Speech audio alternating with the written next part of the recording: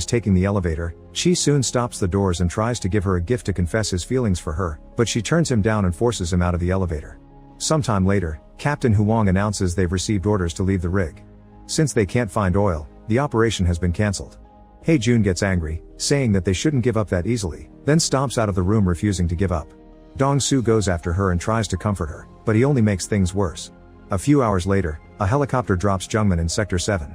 He used to work here when he was younger and he's Jun's uncle. Jun meets him with a hug and everyone else has great respect for him because of his reputation in the industry. They prepare a special meal to welcome him properly, and suddenly everyone is showing off their scars.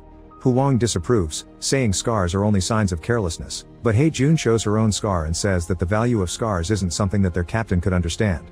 Afterward, Jun looks at her family's old photograph, and it's revealed her dad was the guy that died underwater years ago. Jungmin approaches her to comfort her and Jun reminds him that she wants to keep on digging to find her dad. With this in mind, Jungmin talks to Huang and announces he will talk to the board to get a few more months of work. He'll let Huang take all the credit if they find oil, but he'll take the blame if they fail. The next day, Jungmin gives a motivational speech to the crew and everyone leaves their handprints on the pipes for good luck. For 3 months, the crew works extremely hard, and they finally manage to find oil. Now that the main problem is solved, they can catch a break. Jungmin likes to shoot plates to relax and keep his aim trained. Meanwhile, Jun and Dong-su have a race on their bikes. They ride around the rig at full speed, and Jun takes a shortcut through a staircase to make a big jump.